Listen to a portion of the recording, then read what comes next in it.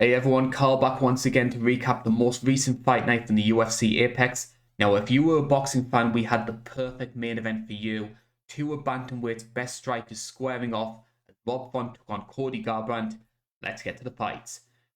And we start with the main event where Rob Font claimed the biggest win of his career with a unanimous decision over the former champion. Two judges going 50-45 and the other 48-47. Now, I wasn't sure how to judge Rob Font before this fight. He'd had matches before in the lower top 15, and in those matches, I certainly thought he showed a lot of good qualities, beat some decent names, but I always felt he was a guy that would eventually find his ceiling. And we even saw that to an extent a couple of years ago when he fought Sun Tzu, and Rafael won that one fairly comfortably. Rob didn't put in a good performance in that fight. Even though he'd beaten Marlon Moraes, I thought he benefited a bit from Marlon taking the fight a bit too soon after the Corey Sandhagen loss, and for me, Rob being pushed to the number 3 was just a bit too high. He's proven a lot of people wrong with his performance last night. Now, I always felt Rob was going to cause Cody problems. Cody does have a tendency to load up on his shots, get a bit too aggressive, so a guy who has good boxing fundamentals could just jab away at him and wear him down over 25. I know that gym in Boston got clowned on a bit after what happened between Max Holloway and Calvin Kattar, but they produced some fantastic strikers over the years, and for me, Rob Font is another example of that. Whether it's a great MMA gym, I'm not 100% sure, but in terms of pure boxing and MMA striking, it's up there as one of the best. What I found most interesting though was it wasn't just the jab. Cody had been painted in the media as being the harder hitter of the two, but when Rob loaded up on his shots, he was the one rocking Cody. But he chose to stay disciplined, he stuck to the game plan, which I give him all the credit for in the world. I think his conditioning held up considering it was his first time going 5. He stuck the takedowns when Cody tried mixing it up. It was, all in all, a fairly comprehensive performance, and one I think only the hardcore fans saw coming.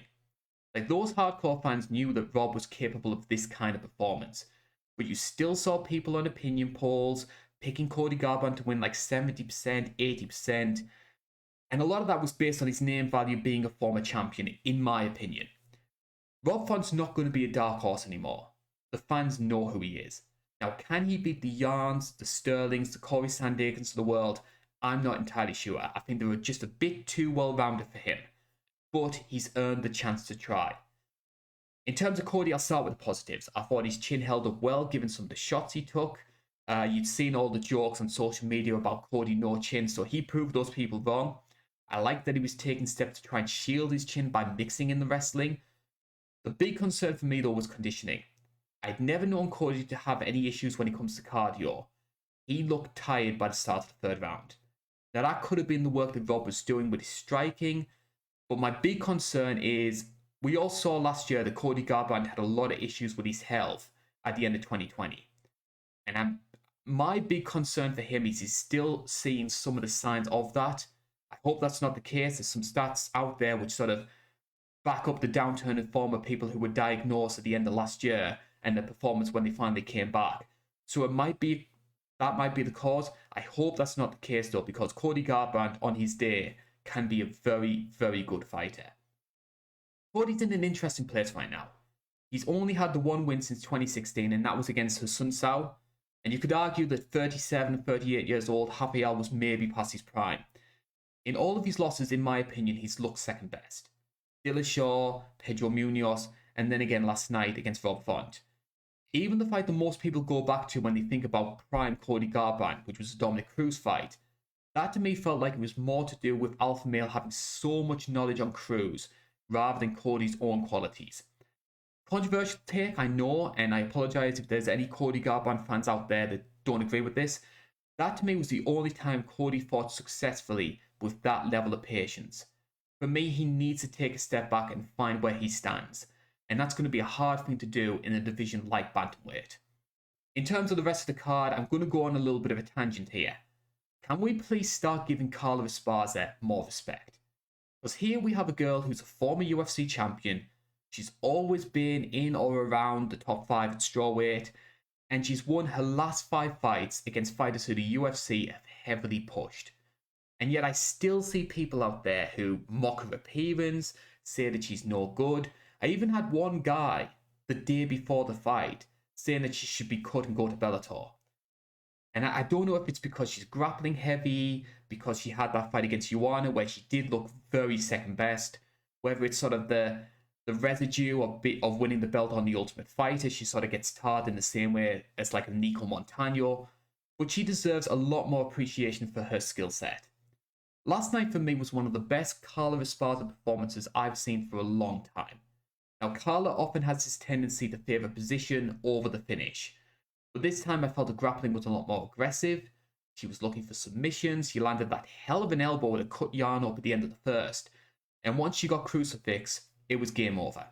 Now, it's not the level of ground and pound like we saw with Shevchenko against Andrade, but it was a thoroughly dominant performance. Very unlike Carla Esparza to show that kind of get up and go about wanting to finish the fight. Now, she was helped by Yarn not being the best grappler. She can look lost at times, and we saw that when she fought Claudia. But even when Claudia had Yarn down in the first round of their fight, she couldn't do anything with her. So to me, that shows how good Carla's performance was. Now, I've argued for a long time the winner of this fight should get the first shot at Rose, and I haven't changed my mind. Now, I admit Carla versus Rose isn't a sexy fight, and if the UFC wanted the more marketable matchup, they would run the Whaley fight back again. They would give Joanna another title shot. But for me, Carla getting the next fight is the just decision. The biggest knock against Carla was a lack of finishing ability. She answered that last night. And it's not as if Carla was this unknown fighter that won't sell tickets. You've got the first fight between herself and Rose. That was for the strawweight title in 2014. It was the finale of The Ultimate Fighter. And Carla won that fight.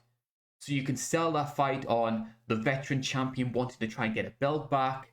You've got Rose looking for revenge, trying to beat all the old former champions. So that's still, for me, a sellable fight.